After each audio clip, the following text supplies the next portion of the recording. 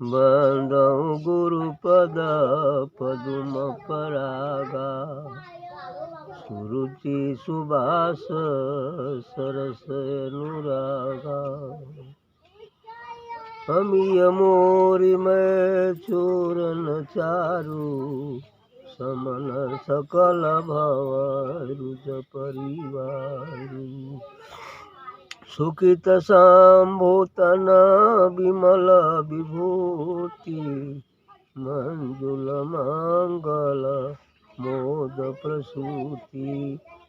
जन मन मांजू मुकुर मलहरणी, ये तिलक गुण मन बस करणी।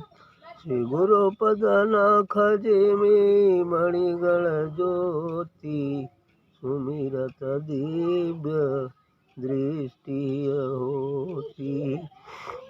दलन मोह तम सोस प्रकाशु, बड़े भाग उरया वही जासु।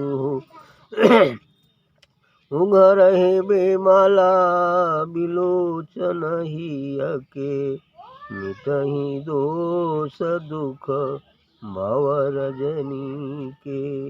सोझहि राम चरित मन मानिक, गुबुत प्रकट जहाँ जो जे कानिक।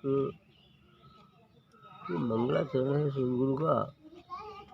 बंदौ गुरुपद कंज, कृपा सिंधु नर रूप हरि। भक्त का कहना है कि कृपा सिंधु नर रूप हरि, कृपा के सागर और परमात्मा के स्वरूप मनुष्य रूप में मैं सद्गुरु के कमलवत चरणों की वंदना करता हूँ। बंदो गुरु पद कंज, गुरु के कमलवत चरणों की मैं वंदना करता हूँ, जो हरि स्वरूप है, जो नारायण स्वरूप है, यानी जो परमात्मा स्वरूप है। मैंने परमात्मा स्वरूप मनुष्य शरीर में कृपा के सागर, करुणा के सागर सद्गुरु की कमलवत चरणों की मैं वंदना करता हूँ। महामोह तम पुंज, जासु बचन रवि कर निकल। महामोह तम पुंज, इस महामोह के अंधकार का जो अंधकार छाया हुआ है विशेष रूप से, अर्थात अज्ञान अंधकार, काम क्रोध लोभ मोह के उस काली रात की तरह जो अंधकार साधक या जीव के हृदय पर छाया हुआ है, जिसके कारण वह बार बार 84 लाख योनियों में भ्रमण करता है, उस अंधकार को जासु वचन रविकर नगर, उस सद्गुरु के वचन तो उस सूर्य के सदृश होते हैं। सूर्य की सदृश होता है। जैसे सूर्य उगने पर चाहे कितना हो बड़ा अंधकार ही क्यों न हो, लेकिन सूर्य उगते ही अंधकार का पता नहीं चलता है।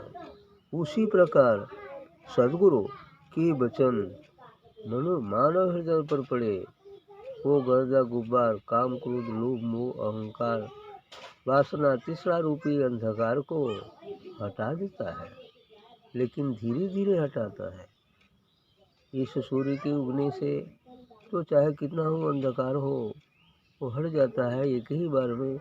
लेकिन इस सद्गुरु के वचन सुनते सुनते धीरे धीरे करके अंधकार मिटते हैं, और जिस दिन मिट जाते हैं उस दिन वह ज्ञान रूपी सूर्य, आत्मा व परमात्मा रूपी सूर्य स्वतः ही प्रस्फुटित हो जाता है, उदित हो जाता है, और उसका दिव्य प्रकाश पाताल से 7वें आकाश तक व्याप्त हो जाता है। आगे कर रहे हैं, बंदौ गुरु पद पदुम परागा। अरे गुरु का पद तो इस फूल की जो सुगंध है ना, इसकी सुगंध के सदृश होता है। गुरु मान लो फूल हो गया, और इसकी जो सुगंध आती है वह गुरु के चरणों से निकला दिव्य तेज जैसा हो गया। तो बंदौ गुरु पद पदुम परागा, उस गुरु के कमलवत चरणों से निकलने वाले पराग जो ईश्वर तत्व है, क्योंकि फूल में सुगंध मैं हूँ, किसी ने कहा इस बात को, अर्थात फूल में सुगंध ये निराकार सत्ता है। तो इस निराकार सत्ता तो कमल व चरणों से गुरु के ये सुगंध जो निकलता है, जो देखने में तो नहीं आता लेकिन अनुभव तो किया ही जा सकता है, वही चीज़ है। तो बंदौ गुरु पद पदुम परागा, तो इस गुरु की कमल व चरणों की मैं वंदना करता हूँ। क्यों? क्योंकि सुरुचि, सुबास, सरस, अनुरागा, इसमें क्या क्या गुण है? सुरुचि, बड़ा सुंदर लगता है, रुचिकर लगता है, बड़ा ही रुचिकर लगता है ये पराग। और क्या लगता है? सुवास, बड़ी अच्छी सुगंध भी देता है। और सरस, रस से भरा हुआ है, अमृत रस से भरा हुआ है। और क्या है? अनुरागा, यानी यह हमें परमात्मा अर्थात सद्गुरु के प्रति अनुराग पैदा कर देता है। क्योंकि अनुराग, राग, वैराग, त्याग और अनुराग, ये 4 चीज़ें हैं। राग संसार से होता है, वैराग जब अलग होते हैं तो होता है, और पूर्ण रूप से त्याग हो जाता है तब अनुराग पैदा हो जाता है। अर्थात ये हमें उस परमात्मा, उस सद्गुरु के चरणों के प्रति अनुराग भी पैदा करता है। और क्या करता है? अमीय मोरी मैं चूरन चारू, अरे एकदम अमृत सदृश्य, एकदम चूरन होई, खैले के बाद बस परमानंद है।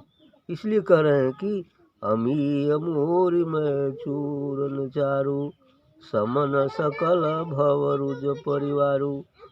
इतने ना ये ऐसन चूरन हो सदगुरु के दिव्य चरणों का प्रकाश, सदगुरु से निकले कमल व चरणों से दिव्य प्रकाश एक ऐसा चूरन है कि समन, शांत कर देता है, भवरुज परिवारू, इस भवसागर का जितना परिवार है, मतलब काम, क्रोध, लोभ, मोह, अहंकार, ये पूरा परिवार शांत हो जाता है। भैया कोई बस नहीं हम लोगों का, चुपचाप पड़ा है ना, ये कहता है।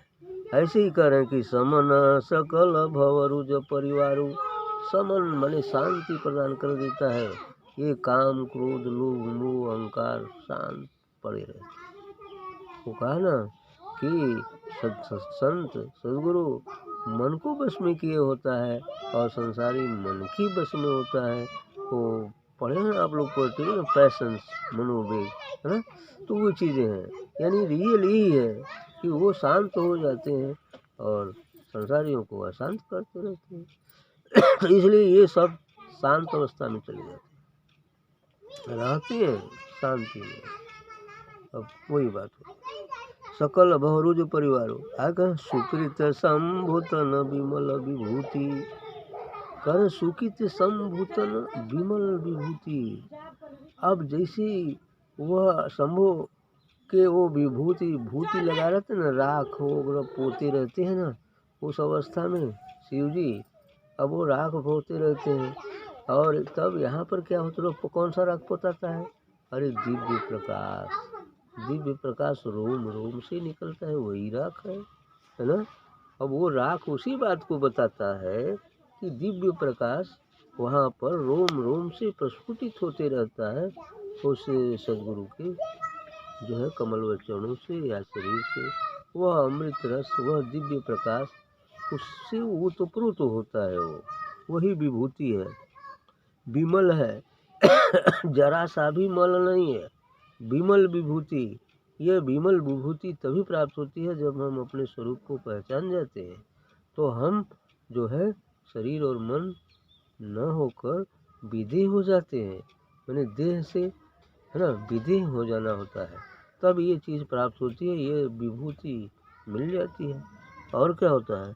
मंजुल मंगल मोद प्रसूति, इतने नहीं, बड़ा रुचिकर, मतलब आनंद प्रदान करने वाली, मंगल प्रदान करने वाली ये विभूति है जो लोगों का कल्याण करती है। तो मंजुल मंगल मोद, आनंद पैदा करने वाली ये जो है आपका प्रसूति है। प्रसूत मैंने पैदा कर, आनंद पैदा करती है हृदय में, साधकों के अंदर। और क्या होता है? जन मन मंजू मुकुर मल हरणी, आकिए जन मन मंजू मुकुल मलहरणी, किए तिलक गुण गण बस करनी। करें कि जन मन मंजू माने लोगों की मन को आनंद प्रदान करने वाले, और मुकुल मलहरणी, इतनी नहीं, जो मन मुकुलित हो गया है, फूल जैसे मुकुलित हो जाए तो कोढ़ी हो जाता है, या कोढ़ी का रूप मुकुलित रूप होता है, तो वह मुकुलित हो गया है तो अब खोल देगा, तब तो फूल बनेगा, है ना। वही चीज है। तो जो लोगों का मन है ना, जो है मुकुलित है, अर्थात उनका ज्ञान मुकुलित है, बंद है, पंखुड़ियों के अंदर है, अब धीरे धीरे वो खुलता है। जब खुलता है तो फूल रूप में आ जाता है। तो जब फूल खिल गया तो वही चयन किया जाता है, वही परमात्मा को कबूल किया जाता है, दिया जाता है। तो फूला हुआ खिला हुआ फूल ही तो परमात्मा को चढ़ता है। तो जो साधक खिल जाता है, अर्थात शरीर और मन हटाकर, तीनों आवरण से अलग होकर जब दिव्य आत्मा रूपी हो जाता है, दिव्य प्रकाश रूपी हो जाता है, तो फिर जब दिव्य प्रकाश हुआ तो खुल गया, फिर परमात्मा कबूल कर लो, बस अब तो आ जाओ, है ना। अब तो फूल चलो खिल गया है, खिल गया तो खिलने का मतलब यही है कि सभी आवरण को बिठाकर बिल्कुल आत्मा दिव्य प्रकाश में प्रस्फुटित हो। तभी अपने घर में होना होता है, और जब खिल लिया गया तो घर में आ गए तो परमात्मा कबूल कर लो, तो चलो भाई ठीक है। यही चीज होता है। इतने में ही पूरा सार है वेद वेदांत। मुख्य बात जो बात है वो इतने में ही कर दिया गया है।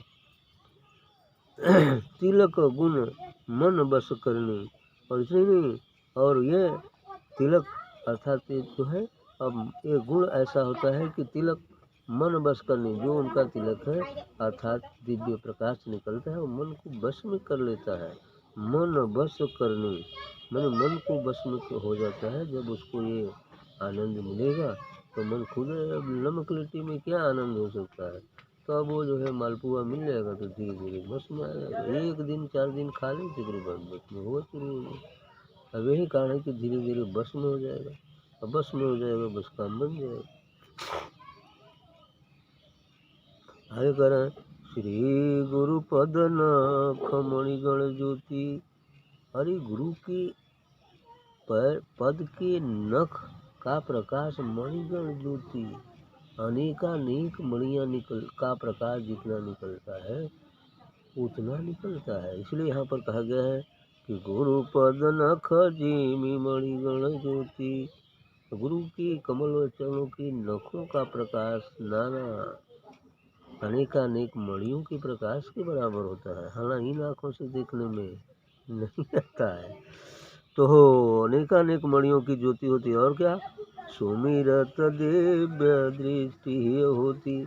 और इसका सुमिरन करने से हमारे हृदय का नेत्र खुल जाता है, अर्थात त्रिनेत्र खुल जाता है। यह नेत्र तो अलग की चीज है। जो असली नेत्र है, जो हृदय का नेत्र है, जो आत्म नेत्र है, जो त्रिनेत्र है, वह खुलना चाहिए, क्योंकि दर्शन तो उसी से होता है। इसलिए कह रहे हैं कि सुमिरत दिव्य दृष्टि ही होती। कथम हृदय में दिव्य दृष्टि होती है, यानी हृदय जब खिलता है तो दिव्य दृष्टि खुल जाती है। इसको हृदय दृष्टि, आत्मदृष्टि, त्रिनेत्र कहा जाता है। तो ये दृष्टि ही होती। तब जब दृष्टि खुल गई तब क्या होता है, करह दलन मोह तम सो सप्रकाशु, बड़े भाग उरया वही जासु। कथो दलन मोह तम सो सुप्रकाशी। ये जो है मोह, दलन मोह तम सो सप्रकाशु, जो हमारे अंदर हमारे हृदय को ये काम क्रोध लोभ मोह अहंकार का अंधकार छाया हुआ है, वो मिट जाता है, वो वहाँ सुंदर प्रकाश हो जाता है। करें दलन मोह तम सो सप्रकाशु। अब वहाँ तम अंधकार को मिटाकर दिव्य प्रकाश छा जाता है। तो जब प्रकाश छा जाए तब कही कथम बड़े भाग उरया वहीं जासु। बड़ी कृपा परमात्मा की होती है तो भी अंदर में प्रकाश छाता है और फिर बाहर आता जाता रहता है। बड़े भाग उरा वहीं जासु, मैंने बड़े भाग होती है तो ये हमारे हृदय में यह दिव्य प्रकाश छाता है और आता जाते रहता है। वो क्या कर रहे हैं? सूझहि राम चरित मन मानिक। कथो जब आँख खुल गई तो वह राम जो रमता है सो राम, कण कण व्यापी राम, वह परमात्मा अब खुली आंखों समझ में आने लगता है, अब दिख जाता है। कहते हैं कि सूझहि राम चरित मन मानिक।